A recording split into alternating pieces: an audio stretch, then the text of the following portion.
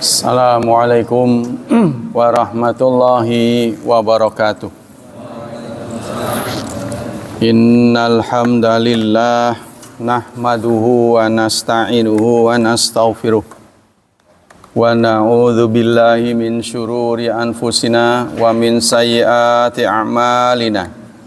May yahdihillahu fala mudhillalah wa may yudlil fala hadiyalah. Ashhadu an la ilaha illallah wa ashhadu anna Muhammadan abduhu wa rasuluh la nabiyya ba'dah. Allahumma salli wa sallim ala nabiyyina Muhammad sallallahu alaihi wasallam wa ala alihi wa sahbihi wa man sara ala nahjihi ila yaumiddin. Amma ba'd. Ayol ikhwah, kita lanjutkan kajian tafsir masih di surat ke-9 At-Taubah. Kali ini ayat ke-80. A'udzu billahi minasy syaithanir rajim. Istaghfir lahum aw la tastaghfir lahum in tastaghfir lahum sab'ina marratan falan yaghfirallahu lahum dzalika bi annahum kafaru billahi wa rasulih wallahu la yahdil qaumal fasiqin. Istaghfir lahum, istighfarkan. Istaghfir ini bentuk kata kerja perintah, amr. Istighfarkanlah untuk mereka. Aula tastaghfirlahum, atau tidak istighfarkan. Ya, satu perintah, satu larangan.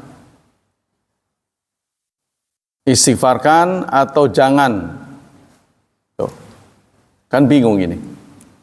Satu perintah, satu larangan. Satu ngerem, satu ngegas. In tastaghfir lahum, jika kamu istighfarkan lahum untuk mereka, sab'ina 70 marrah kali, falan yaghfirallahu lahum, maka tidak akan Allah mengampuni mereka. Dzalika, demikian itu, bi'annahum, karena mereka kafaru, telah kafir, billahi wa rasulih, kepada Allah dan Rasulnya. Wallahu, dan Allah, la yahdi, tidak akan memberi hidayah, al-qaumal fasiqin, kaum yang fasik. Fasik itu artinya tidak taat. Qala Ibnu Jarir, berkata mufassir Ibnu Jarir, yaqulu ta'ala dzikruhu li nabiyhi Muhammadin sallallahu alaihi wasallam. Allah berfirman kepada nabinya Muhammad, ud'allaha lihaula'il munafiqin, berdoalah, doakan orang-orang munafik, alladzina wasaftu sifatihim, yang sudah aku beritahu sifat-sifat mereka. Fi hadhil ayat bil maghfirah, pada ayat ini doa apa? Doa maghfirah, doa pengampunan. Ya, jazakallah. Aw la tad'u lahum biha, atau jangan. Ya, di satu sisi suruh berdoa, tapi di sisi lain melarang. Doakan atau jangan doakan. Wa hadza kalamun kharaja makhrajal amr. Kata-kata ini, la tastaghfir lahum, itu mencabut perintah. Jadi disuruh, dilarang. Ya, berarti mencabut perintah. Wa ta'wilu al-khabar, ditakwilkan dan khabar. Maknahu, artinya, ini istaghfarta lahum ya Muhammad, kalaupun kamu istighfar untuk mereka atau tidak, artinya sama saja, ya. Lan yaghfirallahu lahum, tidak ada guna, maksudnya Allah tidak akan mengampuni mereka. Terus firman Allah, in tastaghfir lahum sab'ina marratan fala yaghfirallahu lahum yaqulu. Allah berfirman, jika kamu memintakan ampun, ya, antustara alaihim dzunubuhum, supaya dosa-dosa mereka ditutup, bil afwi anhum, dengan pengampunan, wa tarki fadihatihim, dan tidak mempermalukan mereka, fala yastarallahu alaihim, maka Allah tidak akan menutupi, wala ya'fu anhum anha, dan Allah tidak akan memaafkan. Ya, kata Ibnu Jarir, walakinnahu yufaddihum biha ala ru'usil asyad, Allah akan tetap mempermalukan. Nah, ini yang paling ditakuti oleh orang-orang munafik, mempermalukan, dipermalukan. Ya, dipermalukan ini karena ada berita dari Allah Subhanahu wa taala. Apa beritanya? Dzalika bi annahum kafaru billahi wa rasulih. Yang demikian itu karena mereka kafir kepada Allah dan Rasulnya.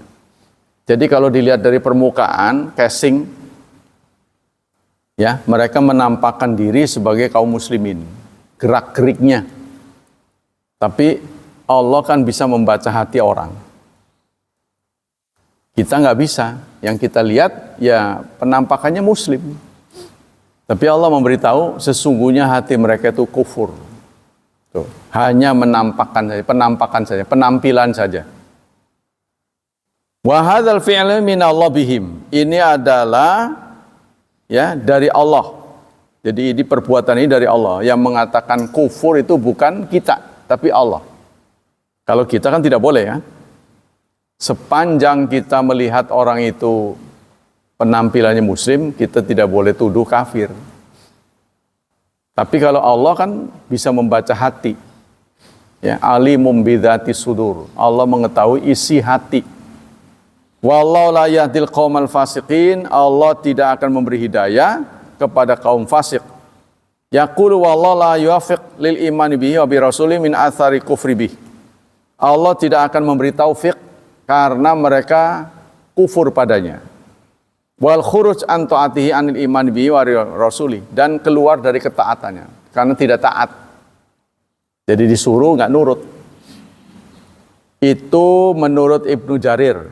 Menurut Muhammad Rashid Ridha, summa bayyana ta'ala iqabam al-khas bi amriddin. Kemudian Allah pada ayat ini menjelaskan sanksi yang Allah berikan pada mereka. Apa itu? Lama ja'ala hukmahum fi dzunubihim hukmal kafirin. Karena mereka diposisikan seperti orang kafir oleh Allah. Ya. Istaghfir lahum aw la tastaghfir lahum in tastaghfir lahum sab'ina marratan fala yaghfirallahu lahum. Hadil ayat bimana ayati surah Al-Munafiqin. Ayat ini seirama, senafas dengan ayat yang kita jumpai dalam surat Al-Munafiqun, surat ke-63, ayat 6. Ya, di surat Al-Munafiqun yang tadi dibaca oleh imam, sawaun alaihim, sama untuk mereka, astaghfartalahum, apakah engkau istighfar untuk mereka, am lam tastaghfir lahum, atau tidak istighfar. Samanya apa? La yaghfirallahu lahum, Allah tidak akan mengampuni. Sama, mau diistighfarkan mau tidak sama. Jadi menggeli doang kalau begitu. Kenapa demikian? Innallah, sesungguhnya Allah la yahdi, tidak akan memberi hidayah qaumal fasiqin, kaum yang fasik. Jadi mereka sudah duluan berniat tidak taat. Niatnya memang nggak taat, jadi hanya bersembunyi di barisan kaum muslimin. Wa fiya ziyadatu li ta'kidi bi dzikri sab'in maratan.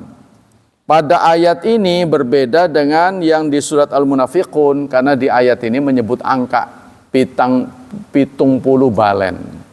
Kalau kamu istighfar 70 balen, lah kegunane. Tuh, kalau kamu istighfar 70 kali tidak ada gunanya. Yang namanya bilangan itu kan eksak. Waduh, kalau begitu tambahin ke 71, ya kan? Kalau 70 tidak ada guna, lebih berarti berguna gitu kan. Nah, apakah begitu? Wa tasri bi anna sababa adamil maghfirah wal kufru. Lalu di ayat ini disebutkan sebab mereka tidak diampuni adalah karena kekafiran. Wa adadu sab'in. Sementara bilangan 70 yusta'malu bi ma'na kathrah al-mutlaqah. Dalam logat Arab menyebut 70 itu bukan berarti 70 setelah 69 sebelum 71, bukan. Tapi ini maksudnya udah banyak. Banyak, meskipun kamu banyak istighfar buat mereka atau tidak sama sekali, nggak ada guna, nggak ada beda. Ya, dalam logat orang Arab menyebut 70 itu bukan tadi itu. Falaisal muradu bihi hadzal adad bi'aini, bukan yang dimaksudkan 70 persis. Balil ma'na mahma taksur mina istighfar fala yustajab dzalika. Tapi maknanya adalah meskipun kamu banyak istighfar, ya, tidak akan ada gunanya. Wa hasunat hadhihi ziyadah fi ta'akhuri nazaliha. Dan tambahan ini karena ayat ini ta'akhur katanya. Jadi turunnya itu belakangan. Fahya amrun ma'nal khabar. Ini perintah maknanya khabar. Jadi dalam Quran tuh ada khabar maknanya perintah. Ada perintah maknanya khabar. Hanya pemberitahuan saja, bukan suruhan. Ya. Sebab kalau perintah, tentu Nabi tidak boleh mengingkari perintah. Jadi kalau tidak taat, tidak mengikuti perintah, berarti kan Rasulullah maksiat. Disuruh istighfar nggak mau berarti. Kan ini perintah. Istighfarkanlah buat mereka. Kan gitu perintah kan? Wa in kathra istighfar. Jadi ayat ini meskipun dalam bentuk perintah, tapi maksudnya berita. Ya, kamu istighfarkan 70 kali atau tidak, nggak ada guna. Wa dzahir anau kana yastaghfir lahum. Terus bagaimana prakteknya setelah Rasulullah mendapat ayat ini, praktek Rasulullah bagaimana? Ya, tindak lanjutnya, progresnya gimana? Ternyata Rasulullah istighfar. Tuh, raja'an ayyadiyahumullah fayatubu alaihim. Kenapa Rasulullah beristighfar? Karena Rasulullah ingin, ya, sejahat apapun mereka tobat. Nah, ya, jadi Rasulullah tidak terbawa emosi karena beliau sepi dari emosi. Ya. Jadi kalau melihat umat bandel tidak taat, itu beliau tidak ikut-ikutan, tidak ikut terbawa emosi. Karena tugas beliau itu, ya, menyampaikan, ada yang suka, ada yang tidak suka, itu biasa. Jadi kalau suka semua, praktis tidak ada halangan, lancar-lancar saja, tidak ada tantangan. Kalau tidak ada tantangan, tidak ada perlawanan. Kalau tidak ada perlawanan, energi yang ditumpahkan sedikit. Kalau sedikit, ganjarannya semet. Begitu. Ya, jadi mengikuti dinamika. Maunya gimana? Angel, ya turut terus saja. Tuh, begitu ya.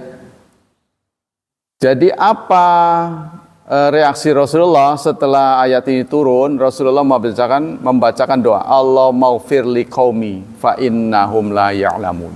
Ya Allah, ampunilah kaumku. Ya, ampunilah dosa kaumku karena mereka tidak mengerti. Nah, begitu. Rasulullah sudah diberitahu oleh Allah bahwa mereka itu fasik, tidak lantas marah. Tetap kepengen supaya mereka lempeng lagi. Sebab itu Rasulullah dididik, ya, sepanjang manusia itu hidup, maka masih ada peluang untuk berubah. Ini juga pedoman buat kita, ya. Sejengkel apapun anak bisa berubah selagi dia bernama manusia. Lagi manusia. Kadang-kadang perubahan itu justru setelah ketiadaan orang yang berdakwah. Kadang-kadang begitu. Nah, ini saya betul-betul menyaksikan. Jadi kalau ada ayat-ayat seperti ini ya. Contohnya sang kiai udah putus asa dah. Udah putus asa melihat anaknya tuh nggak tobat-tobat. Tapi ternyata sejarah menunjukkan setelah bapaknya meninggal, anaknya tobat tuh. Apa kita harus mati dulu, anak baru tobat tuh? Nah, ya, apa harus begitu? Ya kan? Manusia kan kadang-kadang begitu, tobat setelah mendapat musibah. Ya, yang patut kita sesali, orang kebut-kebutan, dia omongnya angel, udah kena musibah, tabrakan, baru dia tobat. Kerok jadi. Harusnya kan dia omongi bisa, ya kan? Harusnya begitu idealnya, tapi manusia ya itulah, nggak semuanya begitu. Ketika mendapat musibah baru ngeh tobat. Nah, maka kita dididik oleh ayat ini ya, meniru teladan Rasulullah, meneladani Rasulullah. Udah jangan jengkel, terus saja. Rawahu Ibnu Hibban, disampaikan oleh Ibnu Hibban fi sahihi, dalam sahihnya, min hadithi Sahal bin Sa'ad. Wa rawaha mithau syaikhan. Begitu juga berita ini disampaikan oleh syaikhan, dua master hadis, ya, Bukhari dan Muslim. Qala ka'anni anzuru ila nabi yuhki nabiyan min anbiya darabal qaumuhu. Pada waktu itu bahkan Nabi bercerita setelah menghadapi situasi seperti ini, situasi yang tidak mengenakan, beliau bercerita ada nabi yang dipukul oleh kaumnya, fa'at mauhu, sehingga berdarah. Nabi bala cerita begitu. Wa huwa yamsahu dam, sambil mengusap darah dari mukanya, ya, wa yaqulu, lalu beliau berdoa, ya Allah, beri petunjuk kaumku. Mereka berbuat begini karena nggak ngerti. Tuh, nggak membalas Rasulullah. Ya, terbukti setelah foto, Rasulullah malah wanti-wanti kepada sahabatnya tidak ada pertumpahan darah. Cuma Khalid bin Walid saja yang karena beliau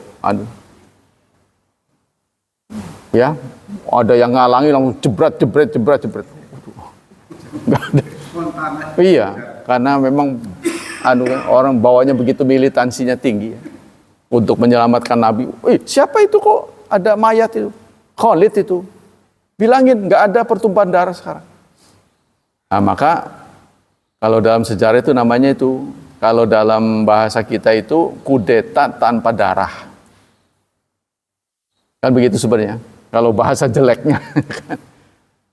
Nah, kita contohnya orang Islam datang ke suatu tempat. Kalau bahasa lain kan namanya penjajah ya. Benar nggak? Penjajah kan? Tapi dalam sejarah Nusantara, orang Arab nggak dimasukkan ke dalam list penjajah. Padahal kan bangsa asing juga. Kenapa tuh? Karena mereka datang dengan pendekatan budaya. Bukan agresif, nyerang. Kamu nggak taat, hantem. Nah, kalau mereka itu dengan kerja paksa, monopoli, intimidasi. Itu yang 3G, 3G, God, tuh, gospel, apa satu lagi? Ya, itu mengambil kekayaannya. Tuh, sehingga di Indonesia Timur tuh ada satu tempat yang nanam pala semua tuh. Saya lupa tuh daerah sana. Sekarang produk biji pala. Karena waktu itu di Eropa terserang penyakit kulit, sehingga harga pala setara dengan emas. Bayangin itu, harga biji pala setara dengan emas. Karena mereka hanya bisa sembuh tuh pakai biji pala itu. Maka dia usahakanlah, kan dia mah rakus ya, dia besar-besaran supaya nanam nanti dijual. Ya, yang menguasai perdagangan mereka. Dulu kan VOC ya, VOC kan. Ya, sekarang bentuknya sama, VOC juga. Amerika kan, casingnya berbeda. Dulu VOC. Jadi udah dari dulu. Qala ba'du ulama innahu ya'ni nafsahu hina syujju ra'sahu fi Uhud. Kata ulama, Rasulullah menceritakan dulu ada nabi yang begitu. Sebenarnya itu beliau sendiri. Dulu di zaman dulu ada nabi yang sampai dakwah mukanya berdarah-darah, dia mengusap darahnya sambil berdoa, ya Allah, beri petunjuk ya kepada kaumku karena mereka tidak mengerti. Padahal Rasulullah mah kalau mau minta membalas atau gampang. Karena Jibril kan sudah nyangking malaikat gunung katanya. Nih Muhammad malaikat gunung, kau meminta apa? Mau embat dibundesaken, dekat bahasa orang sini. Mau dihabisin aja tadi, tungkepaken nih, gunung dibalik. Jangan. Ya. Jangan, karena mereka nggak mengerti. Nah, itu ya ternyata sekarang begitu futuh terjadi, tidak ada satupun musuh Nabi Muhammad kecuali mereka beriman. Begitu menurut catatan sejarah. Ya, waktu itu diberitakan dulu An-Nasr kan? Idza jaa nasrullah wal fath wa ra'aitan nas, kamu lihat semua orang yadkhulun, masuk fi dinil afwajan, ke dalam Islam secara berbondong-bondong tuh. Pada daftar. Berbondong-bondong, bukan satu-satu ini. Ramean. Tuh. Tapi suruh apa? Tidak euforia, tidak pesta, fasabbih. Ini petunjuk dari Nabi Muhammad, fasabbih wastaghfir. Bukan euforia. Kalau orang barat berhasil menguasai musuh itu dengan pesta. Perempuan dan minuman keras. Mereka selalu begitu. Tapi kita malah istighfar. Karena apa? Dalam proses suksesi, hampir seluruh suksesi di dunia ini selalu berdarah. Jadi Indonesia juga begitulah ya. Dari proses Orde Lama ke Orde Baru, darah. Ya. Orde Baru ke Orde Reformasi, darah. Kemarin juga mau sukses ya, hampir saja tuh ada pengerusakan kan? Ini di zaman sekarang ini pengerusakan belum lama ini, malah di zaman pergeseran dari Orde Baru ke Orde Reformasi, emang nggak sampai Serang, nggak sampai Tangerang doang. Yang dulu tuh rame ada tulisan kami pribumi itu dulu tuh. Ya, penjarahan. Pergeseran dari Orde Baru ke Orde Reformasi. Itu nggak nyampe Serang. Tangerang doang, paling tinggi Balaraja. Nah ini yang kemarin nyampe Serang. Cilegon? No. Tidak ada. Mudah-mudahan nggak terjadi. Cilegon kemarin nggak terjadi. Karena apa? Bapak wali kota kita ngumpulin tukang ojek. Kan kemarin ojek yang digiles tuh kan. Gara-garanya kan. Kemarin tuh bikin murka kan. Nah, dikumpulin semua. Ya, kita sama-sama marilah jaga kondusivitas kota kita. Sebab kalau ada pengerusakan yang rugi semua. Memang dia melampiaskan amarahnya, tapi setelah terlampiaskan kan harus ngebetulin tuh. Siapa yang rugi? Semuanya. Akan menimbulkan trauma. Nah, ternyata kita berhasil. Ya, jadi inilah petunjuk Islam ketika kemenangan sudah di tangan, disuruh istighfar dan bertasbih. Jangan sombong. Bahkan prakteknya begitu.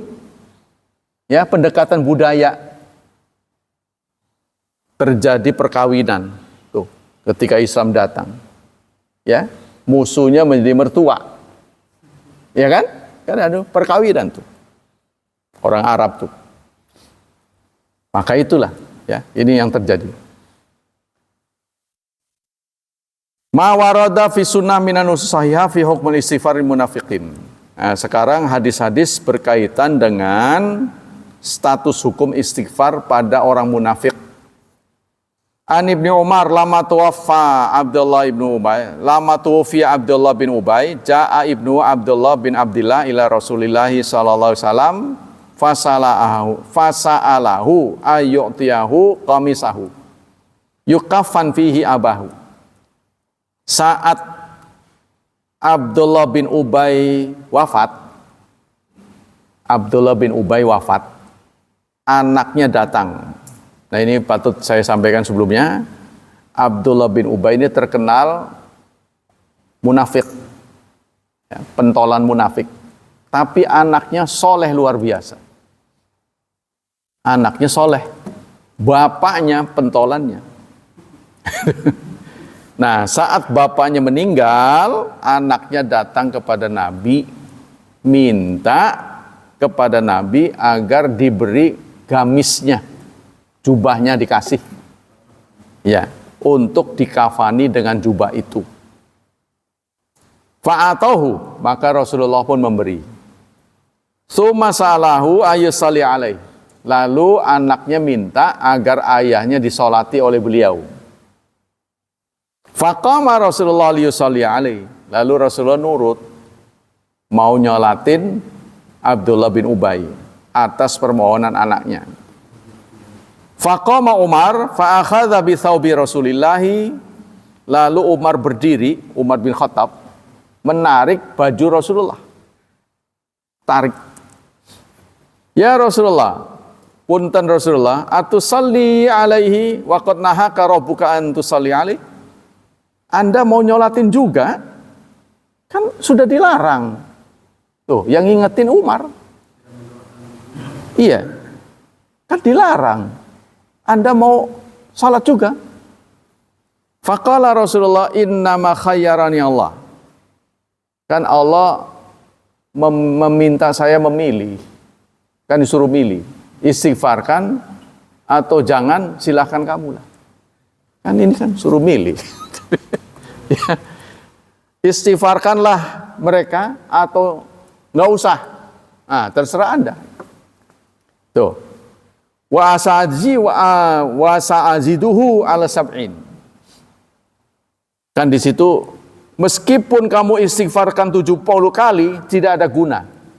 Saya mau tak tambahin, kata Rasulullah. Rasulullah. Iya 71. Kan ngomongnya 70. Kamu istighfarkan 70 enggak laka gunane 70 mah. Lah tak tambahin 70 siji. Qala Umar mengatakan inna munafik. Dia munafik ya Rasulullah. Kan sangar ya. Umar tahu sendiri kan. Ya. Fasalla alaihi Rasulullah sallallahu alaihi wasallam. Rasulullah jojong baik. Mau nyolatin. Saat beliau mau takbir, turun surat 9. Surat At-Taubah. Ayatnya berapa ini? Wala tusalli ala ahadim minhum mata abada. Ini kita belum nyampe ya. Ntar kita cari soalnya. Surat 9 ayat 84. Ya saudara paling tidak punya aplikasi nih. Jadi kita kalau nggak hafal ya gini. Nurutin itu. Apa? Armando. Siapa tuh Armando ya? Ya kata dia. Nggak perlu hafal. Sekarang banyak aplikasi. Gitu. Dalam hitungan detik. Sepersekian detik udah ketemu. Surat 9 ayat 84. Ya memang gitunya sih. Tapi kan di akhiratnya kan nggak dapat mahkota kalau ini. Suruh hafal, masa ini dibawa nanti di hari kiamat. Ya kan? Surat 9 ayat 84. Ya, ketika beliau mau takbir begini, turun surat 9 ayat 84. Jangan salatin siapapun di antara mereka yang mati dalam keadaan kufur. Bahkan tidak boleh berdiri di atas kuburannya. Jadi berdiri di atas kuburannya saya tidak boleh. Maka Rasulullah nggak jadi. Tuh, setelah mau takbir nggak jadi. Tapi ya Di hadis yang lain mengatakan Rasulullah nggak enak sama anaknya. Kan salah satu ajaran Islam itu kan memberikan penglipuran. Orang lagi sedih kan takziah kan. Kalau kita di satu sisi takziah lalu kita mendapati tidak mau ya, tidak menuruti keinginan orang yang lagi sedih, itu kan menyakitkan juga. Disuruh mimpin sholat, nggak mau, itu kan ya sekali berasul, kalau sekali berkita sih enggak kan. Ya kamu nggak mau panggil ustadz yang lain kan begitu. Kalau dulu kan Nabi cuma satu. Nah gitu ya ceritanya. Dari Ibnu Abbas, dari Umar bin Khattab, annahu qala lama mata Abdullah bin Ubay bin Salul an du'iya lahu Rasulullah sallallahu alaihi.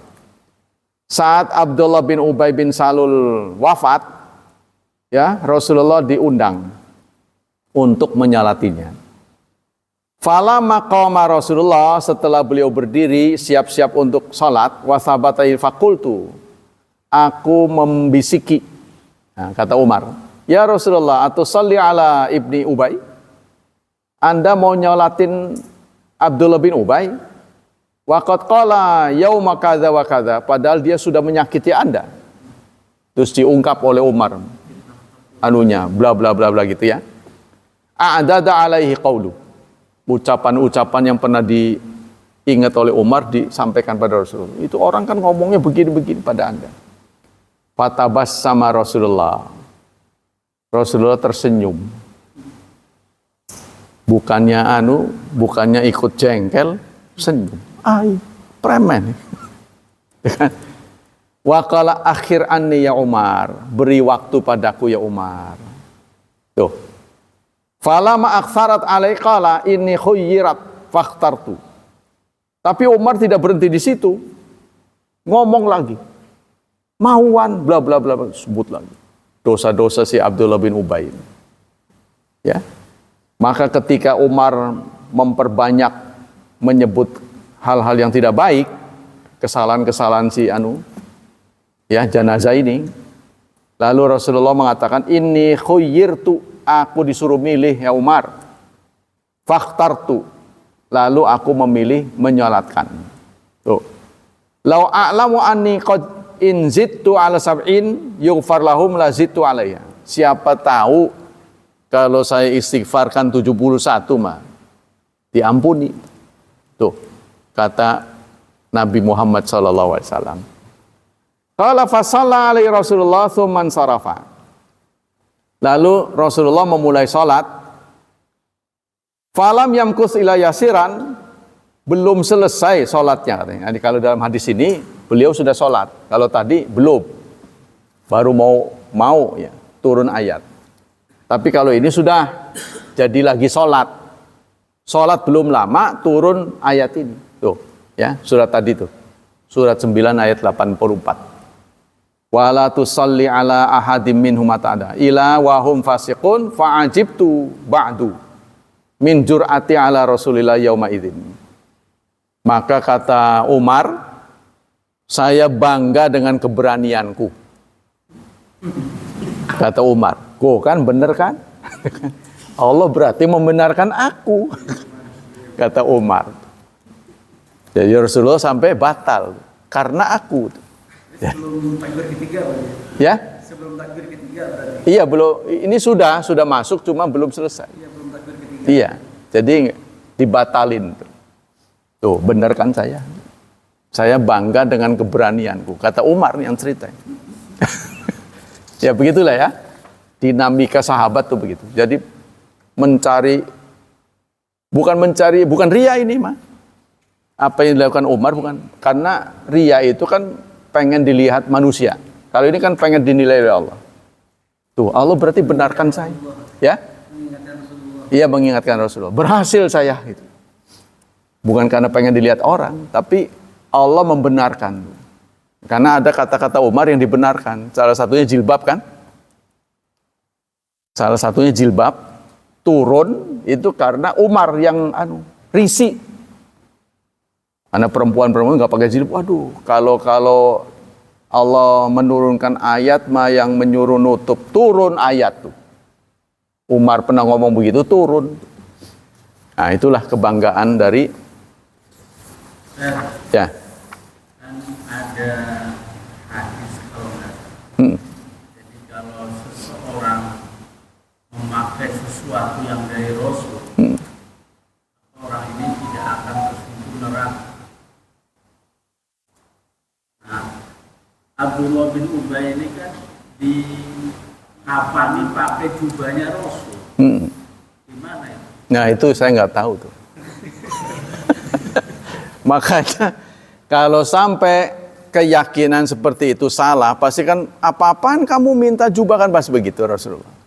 Tapi ternyata diladeni. Ya kan? Dijelaskan jubah ini buat apa? Buat mengkafani bapaknya. Itu kan? Diladeni sama Rasulullah. Kalau memang ini nggak benar, artinya tadi anggapan bahwa apa yang pernah dipakai oleh Rasulullah, nah, itu tidak akan tersentuh api neraka. Itu juga pernah dilakukan oleh seorang sahabat. Saking kepengen menyentuh tubuh Rasulullah, pokoknya pernah menyentuh tubuh Rasulullah, ini tidak akan kena api. Ya kan? Maka dibuatlah skenario kan. Siapa yang punya tanggungan sama saya, pernah disakiti, mumpung saya masih hidup, silahkan komplain. Saya. Ya, itu ceritanya kan. Umar kan gregetan karena Rasulullah udah enggak mboten kewawe lah bahasa sih. Enggak enak badan. Ya Rasulullah, waktu itu silahkan kamu kalau kamu mau nyakitin Rasulullah, saya aja. Saya tahu posisi kamu Umar. Tunggu dulu, biarin itu. Ini urusannya dengan saya. Karena Rasulullah kan sudah diberitahu orang ini niatnya benar kan. Itu persoalannya. Kita mah nggak tahu. Nah, waktu itu engkau sengaja atau tidak, itu melecutkan cemeti kena punggung saya. Oh ya silahkan dibalas. Tapi waktu itu saya telanjang ya Rasulullah. Nggak pakai baju. Wah, Umar semakin Lalu dibukalah tubuh Rasulullah. Nah, ketika sudah dibuka, ditubruk sama sahabat ini. Karena dia berkeyakinan seperti tadi. Siapapun yang pernah menyentuh tubuh Rasulullah, maka tidak akan terbakar api. Tidak akan tersentuh api. Nah, itu sama dengan ini. Anaknya Abdullah bin Ubay bin Salul ini. Sama, dia punya keyakinan sehingga jubahnya.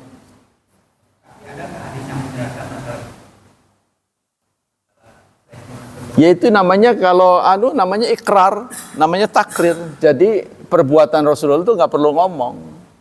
Jadi perbuatan Rasul kan ditunjukkan dengan perbuatan, bisa dengan perkataan, serta dengan sikap. Jadi Rasulullah diam itu berarti setuju. Jadi saya tolong minta kafannya mau nutupin kafan bapak saya. Kalau nggak benar kan, jangan gitu. Apa kok keyakinan seperti itu? Pasti Rasulullah udah melarang. Berarti Rasulullah rela mengikhlaskan. Dan di lain sisi ya, dalam sebuah hadis Rasulullah menyatakan begini, la yatahaddatsan nas anna Muhammadan yaqtulu ashabah. Jangan sampai orang berbincang-bincang mengatakan Muhammad membunuh temannya. Jadi Rasulullah itu nggak pernah betul-betul membunuh orang begitu.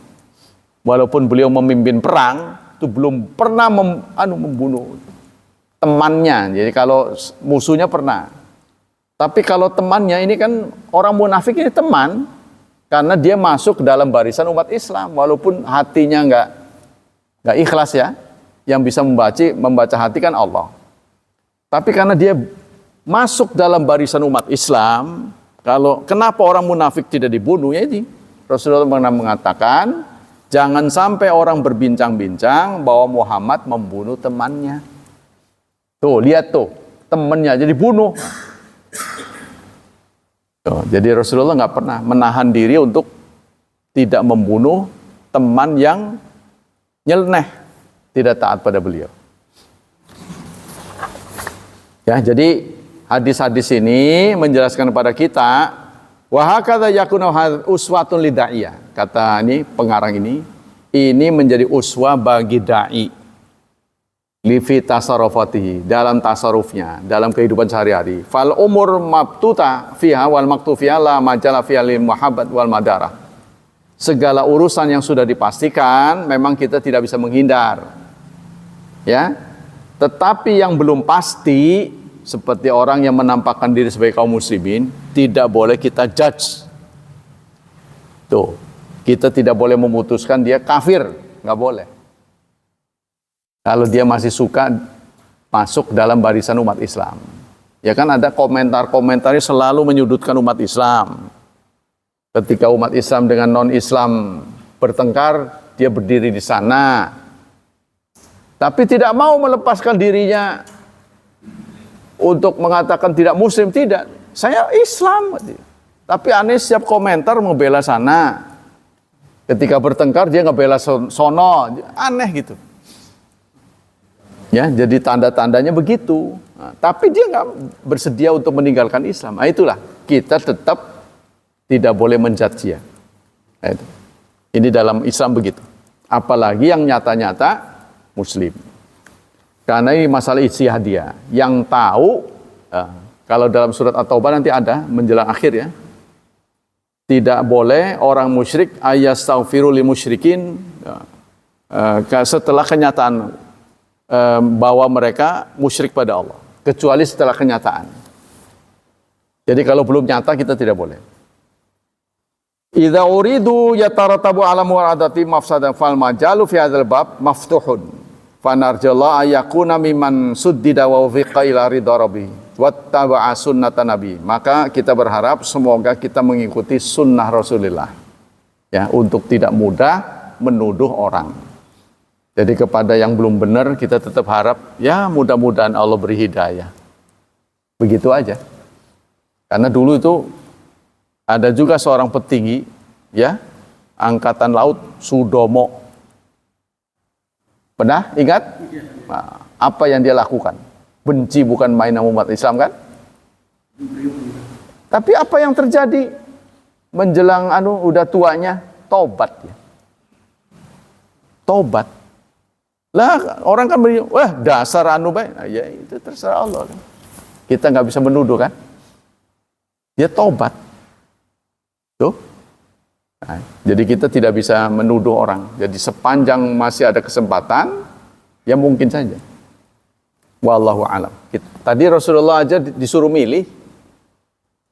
Jadi kata para pengamat, Rasulullah istighfarkan tuh karena nggak enak sama anaknya.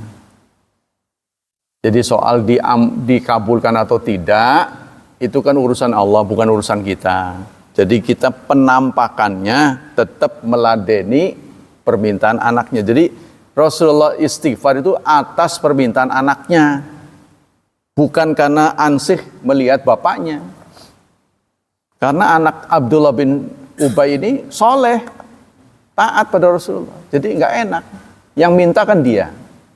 Jadi atas sama dengan begini. Sama dengan Nabi Ibrahim mengistighfarkan bapaknya. Kan tidak boleh mengistighfarkan bapaknya. Tapi dalam ayat apa? Wa ma kana istighfar Ibrahim li abihi illa ammau idati wa'adaha iya. Ini ada di surat 9 juga. Istighfar Ibrahim dilakukan itu karena janji dia. Janji kepada bapaknya, sa'astaghfirulaka rabbi, saya akan istighfarkan Anda. Karena udah janji, padahal tidak boleh karena udah kandung janji. Itu, begitu juga Nabi Muhammad. Melihat anaknya soleh, dia istighfarkan. Kita lanjut ke hadis. Bismillahirrahmanirrahim. Sampai di mana ya? Waduh, catat. Ininya. Ya? Pokoknya walaupun salah, kalau udah janji ya harus dilakukan. Iya begitu. Iya benar. Seperti Hudaybiyah kan, Umar sampai marah kan? Kita orang Islam, iya. Mereka kafir, iya. Allah akan menolong kita, iya. Kenapa kita diam saja? Umar, saya cuma Rasul. Kan terlihat tidak adil tuh keputusan perjanjian Hudaybiyah itu. orang Islam yang kadung sudah ke orang Islam yang ke Mekah tidak boleh pulang. Tapi orang kafir yang kadung dari Madinah harus dibalikin. Ini kan kesannya tidak adil. Tapi diterima oleh Rasulullah. Terus ini perjanjian antara Muhammad Rasulullah. Jangan tulis Muhammad Rasulullah. Kami nggak mengaku kok dia sebagai Rasul. Kalau Rasulullah mau udah jelas kita pengikutnya berarti. Udah Muhammad bin Abdillah saya tulis. Kan geram itu Umar. Udah di ubun-ubun. Padahal kalau dilawan mungkin menang gitu. Ya kan? Begitu Pak. Jadi Rasulullah, Umar, saya kan Rasul. Saya menurut bagaimana perintah Allah. Allah membolehkan ya boleh sudah. Belakangan Umar baru merasa iya benar. Jadi kebenaran itu butuh waktu. Ya, ada yang pada waktu itu kesannya itu salah itu kan. Nah, tapi begitu perjalanan waktu, oh iya benar. Iya, dengan kesabaran. Baik, kita lanjutkan. Sekarang tanggal berapa sih? 22 ya. Bismillahirrahmanirrahim.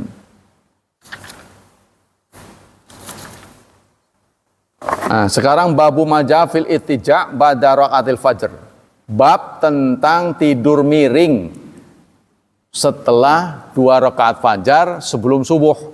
Sebelum sholat wajib subuh, setelah qobliyah ya. Setelah qobliyah itu sunnah tidur miring. Ini riwayat dari Aisyah, an Aisyata. Dari Aisyah qalat kana Rasulullah sallallahu alaihi wasallam adalah Rasulullah idza shalla rakaatal fajri, setelah selesai melakukan 2 rakaat fajar, ittaja'a ala syikkahil aiman.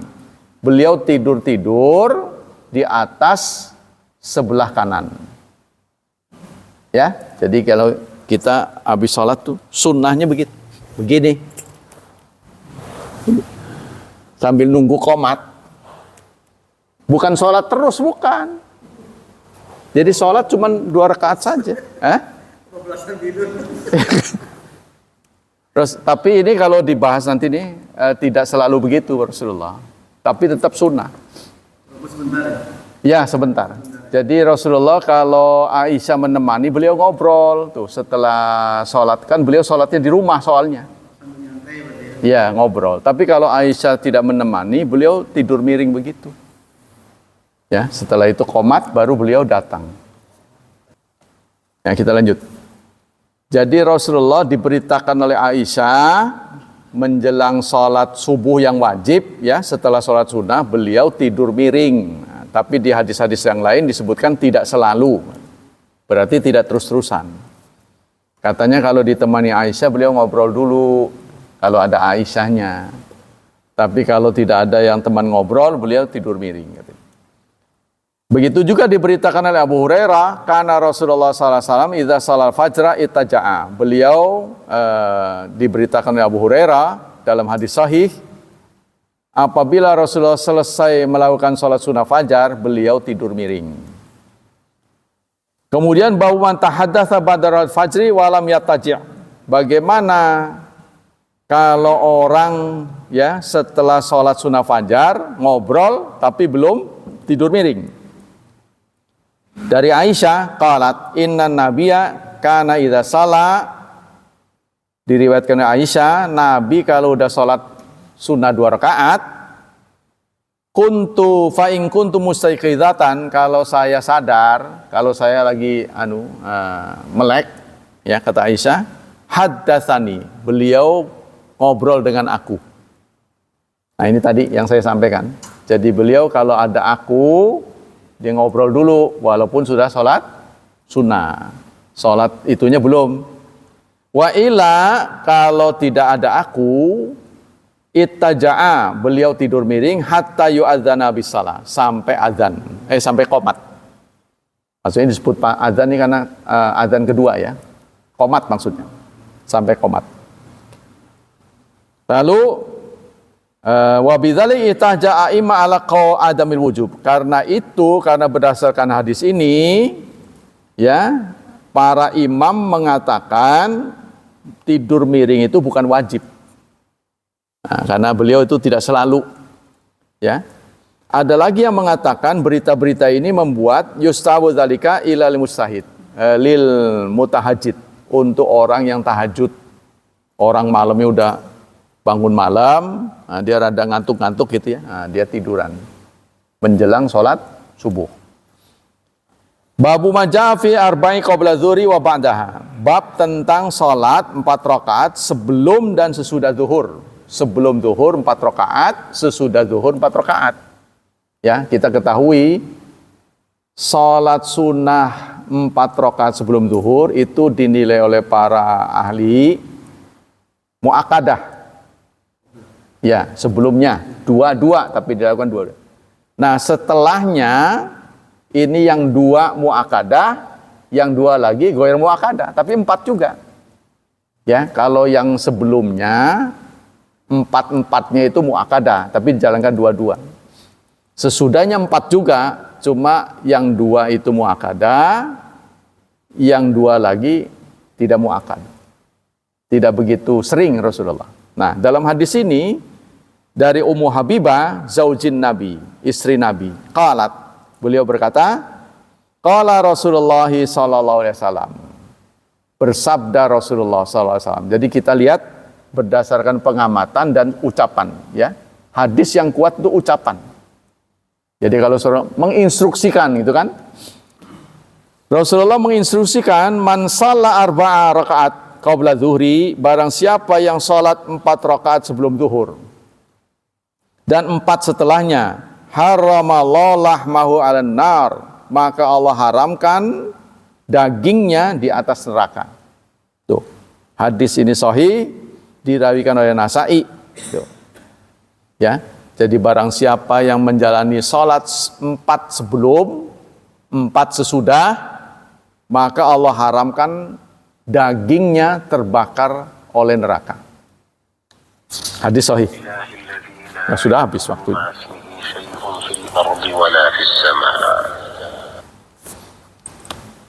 Apa kesimpulannya? Yaitu tadi kesimpulannya kalau dalam hadis yang lain, barang siapa yang menjaga 12 rakaat, ini 4 rakaat sesudahnya tidak dibahas, cuma 2 saja. Ya tadi saya sudah sampaikan.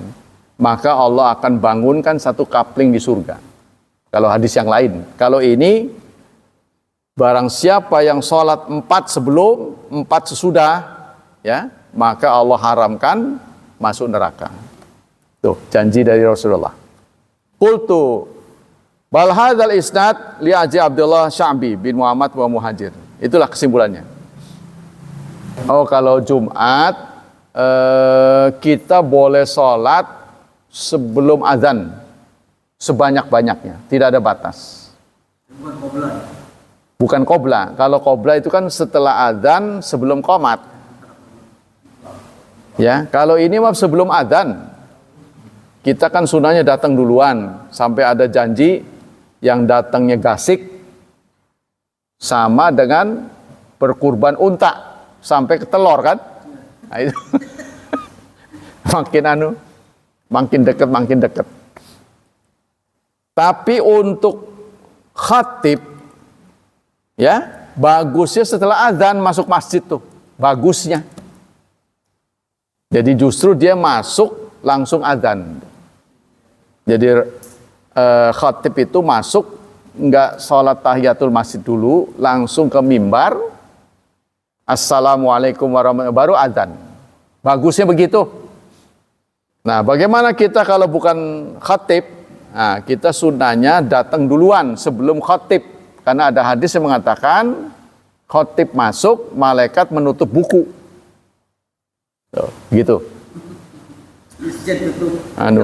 Yang daftar hadirnya ditutup.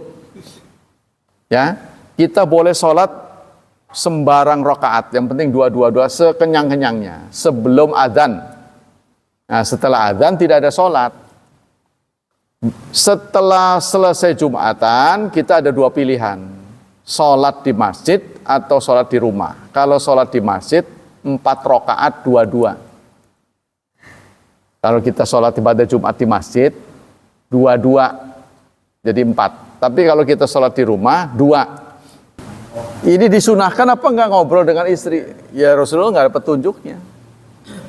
Berarti boleh-boleh saja, nggak terus-terusan kan. Kalau tidak ada istri, beliau tidur miring. Tapi kalau ada temennya ngobrol. Iya. Jadi curhatan. Dan kita mendengarkan curhatan istri itu dapat pahala. Jadi kita ini harus menjadi pendengar. Untuk khotib, sunnahnya tidak ada tahiyatul masjid. Langsung dia naik ke mimbar.